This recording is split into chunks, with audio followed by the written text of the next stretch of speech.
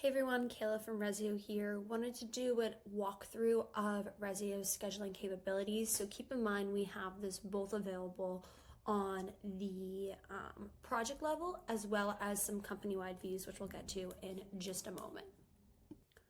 We're going to start off on the project level. So I am currently within Kayla Lorenz's custom home, and I've navigated down to schedule over here on the left.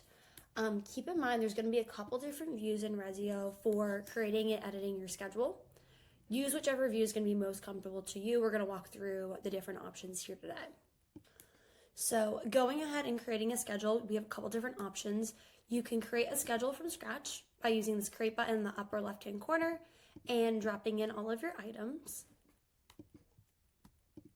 Or we can go ahead and we can utilize templates over here on the right. So I'm going to go ahead in here and drop in a quick template. From here, let's start off with a couple different options. So on the left, we have what's called our list view. This is made up of phases, which are the gray rows here, and they expand into additional rows that we call tasks below. This is very much a spreadsheet-like view with your columns and your rows. And to edit, you're just going to go ahead, click into the cell, as well as you can right-click if you want to go ahead and add in additional tasks, subtasks, or delete items that are unnecessary.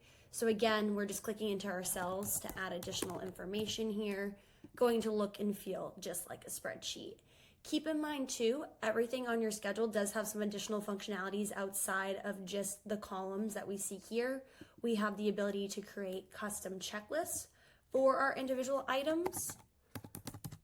And so these will create lists that we then can come on into and check off before we complete that particular individual task. And we'll see that notated with a little exclamation point here. We also can message on every single one of our schedule items, whether that's just with our internal team, if we choose to incorporate our customers for the schedule, and then if we assign vendors and subs to our schedule as well. And we'll also see that paperclip icon to add any additional file attachments, photos, documents, things of that nature. So again, keep in mind what we're doing in this list is automatically updating a Gantt chart view over here on the right. So I'm going to go ahead and pull that out for us. We'll zoom it in a little bit. Gantt chart's really nice because it's going to be a little bit more hands-on rather than just listing out information. We can come on here and be a little bit more interactive. And what I mean by that is we can connect these dots here to create dependencies for our predecessors and successors rather than just listing them out in the column in the list view. We can also go ahead in here and drag and drop parts of the schedule around. So I'm actually going to go ahead and lock in what's called our baseline here. That's just going to do a nice job of showing us our initial schedule, and we'll also do a really nice job of showing what happens if we drag and drop different tasks and phases around within our Gantt. As we can see, that slippage is going to appear throughout the project based on those arrows which are associated with our dependencies. So again, doing a lot of the same things that we do in the list, just a little bit more hands-on. Keep in mind too, we do offer a pop-up editor here in the Gantt. This is good if you wanted to come in and do some of that general information. So add in that description. Maybe you want to come in here and color coordinate your Gantt, as well as we do have the ability within the Gantt not only to schedule day by day or for a duration of days, we could actually come on in here and rather than having duration of a bunch of different days, go ahead and simply just schedule it out for a particular time and duration on that. So we might say we want to go from, we'll say 8 a.m. to 9 a.m. And I'm going to do that all on the 14th. Let's see. Perfect. So that's how we go ahead and do that. And then again, you have those additional tabs so we can do those predecessors, successors. And then really important, and this is something we can do on our list as well, is we can actually assign out resources for our schedule. And what we mean by that is that could be internal team members that are responsible for these tasks, vendors and subcontractors, or even your clients and customers. So we'll just come on in here and pick a couple folks to assign this out to. Keep in mind as well that we can notify these different vendors and internal employees of their assignments To do so, we're going to go ahead and utilize this notify button. This will send out an email to the recipients with one of Ressio's magic links in the email notification. That way they can click on it and easily access Ressio without the need for the Ressio app, username, or password. It's going to all be based on their email address. So let us know if you have any additional questions on the magic links, but really helpful for this. We can also set automatic schedule reminders leading up to the date of the work as well. So again, if you have more questions about our notifications, just let us know and we're happy to dive in deeper. But those are options 1 and 2, the list view and the Gantt chart. And then everything we've been discussing does also go over to a project calendar. So again, this is just taking that same information, but putting it more into a month by month format that we can even come on in here and narrow it down just to a particular week. Doesn't look like I have too much going on for this particular week here, so we might jump it out a little bit, but we can do it by the week or even by an individual day. So again, a lot of functionality there, and to do your edits, you're just gonna click on the task and we get that same pop-up editor we were just using in the Gantt. So again, looks, feels similar, all interconnected, really easy to come in here and adjust. That's gonna be your scheduling at your project level. Let's go ahead and take a peek at scheduling from more of a company-wide status.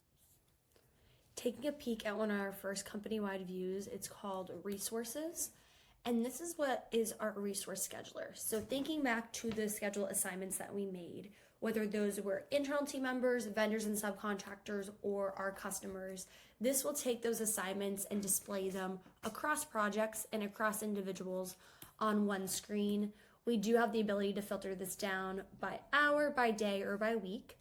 And so what I'm seeing here is my internal team members.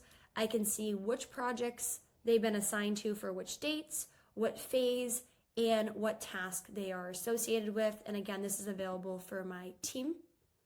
It's also going to be available for my vendors. And then we do have a section if you do choose to share out and assign items to your customers as well.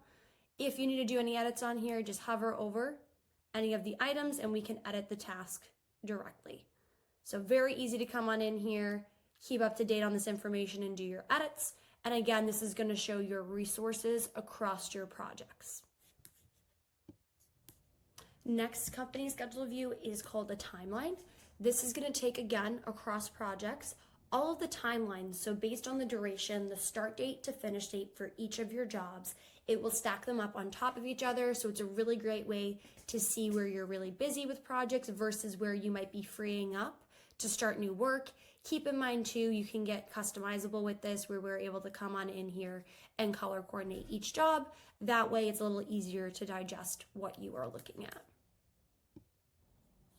And our last view here is our company calendar view. So this is a really nice view where we're able to see tasks across projects. It will default to the task assigned to you, but keep in mind you can come on in here and you can either filter down to unassigned, all, or for folks that are admin and want to have conversations with other employees, you can always pick individual employees as well. So I'm gonna go ahead and put everybody on here real quick. That way we can see the color coordination depending on which job the task is associated with and see that overlap. So we're able to come in here and we can look at this monthly, or we could also come in here and look at this weekly. Up to you how you want to digest this information. Keep in mind too, there are some additional features for filtering if you wanted to filter it down by projects as well. So this is all within Ressio. We do also have this new subscribe feature where you could come on in here, filter it down, and actually get a link that you then can put into your Google Calendar, Outlook Calendar, or Apple Calendar. That way you can track your Ressio projects in that calendar and have them link back to Ressio. Really excited to be sharing out how Ressio's scheduling capabilities works. Let us know if you have any questions, reach out to your customer success coach, and if you're just checking out Ressio for the first time, we're more than happy to schedule a demo with you. Thanks so much.